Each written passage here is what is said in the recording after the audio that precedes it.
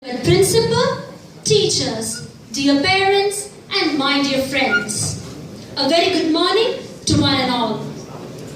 This paper on the focal theme, Higher Dimension of Educational Reorganization, consists of two distinct parts. First, the relevance of this noble theme as applied to the present educational scenario. Second, establishing in the present and blossoming for the eternal future. Where is our world heading to? It is a frequently heard apprehension as people meet.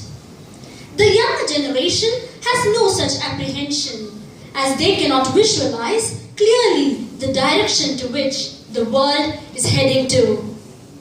They seem to be with the material and the technological world.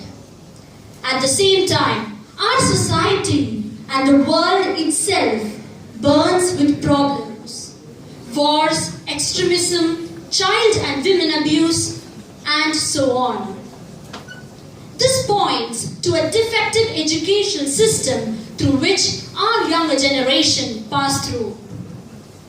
The very remedy to all the evils of this is right form of education.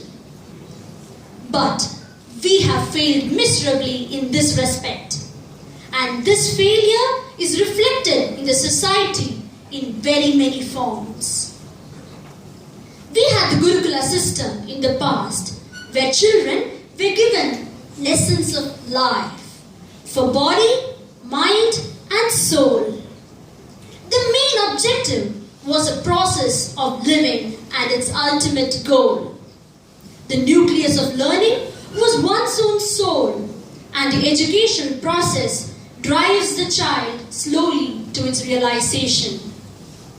The medium of teaching and learning was and should be love and compassion, and in turn the child starts recognizing with reverence the Almighty, the creator of everything, and also understands the relevance of existence of every other creation.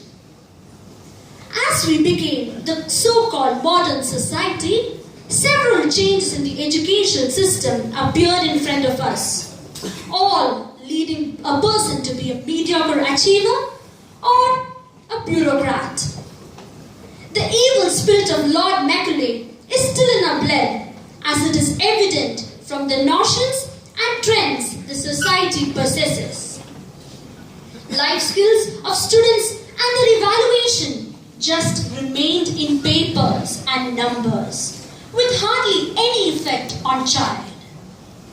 The full spirit of public education lost its charisma as new generation institutions crept in as a part of neoliberal thoughts that spread as an aftermath of globalization.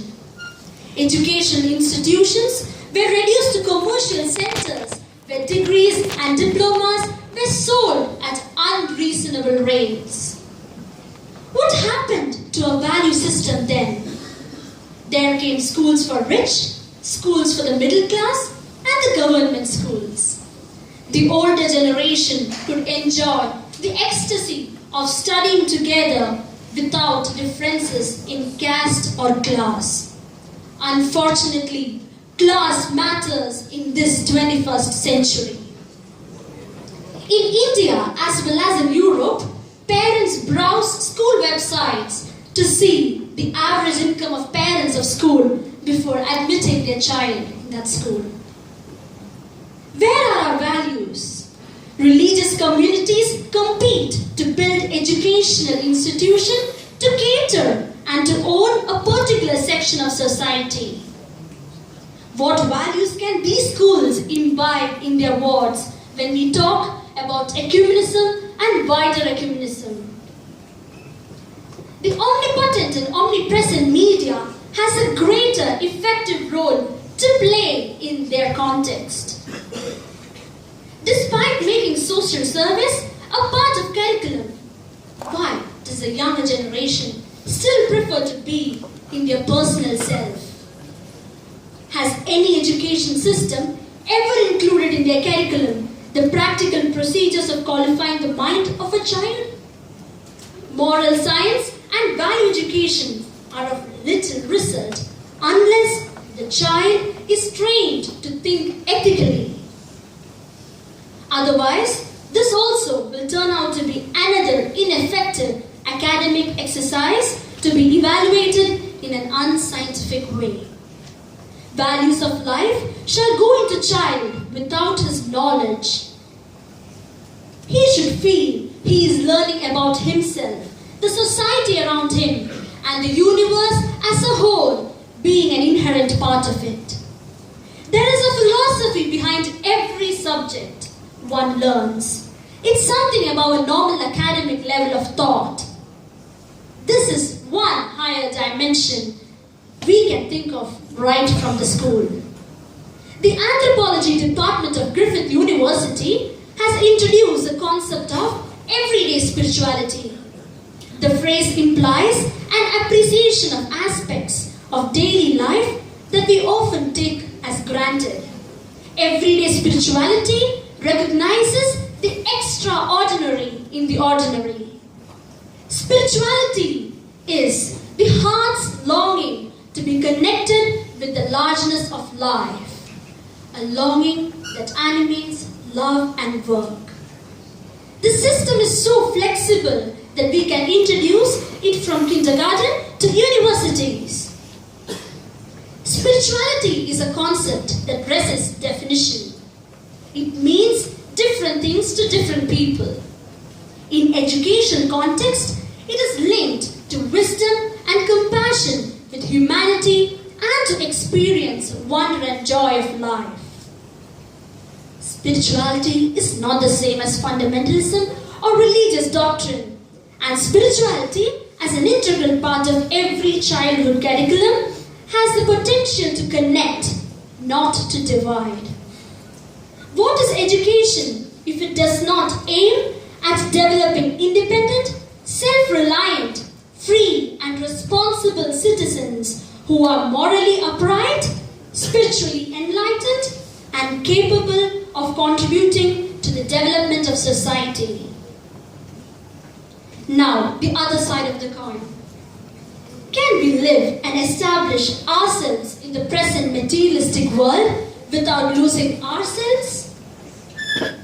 Once, a disciple asked Sadhu Sundar Singh, the great Christian missionary of India, "Is it possible to live in this world without immersing ourselves?" Sadhu smiled and answered, "A ship spends its whole time in sea water, not allowing a drop of water to enter it. If it happens, it would be disastrous." Same as the sea animals. Their entire life is in salty water. Still their flesh doesn't taste salty.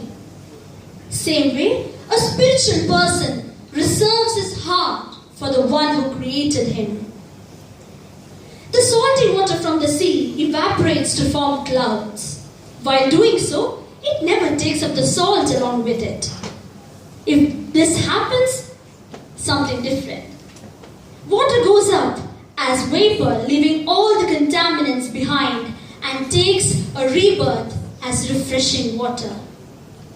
Let the sun of truth and righteousness illuminate our soul and enable our thoughts and desires to rise up to the spiritual realm. Let us not allow materialistic impurities to contaminate our mind and soul. Let us keep ourselves transparent and innocent as we were at the time of our birth. So, my dear friends, I would like to conclude this paper with the statement that it is high time for school and college managements, universities and educationalists, and governments of all around the world to set a higher goal and dimension for school and educational reorganization.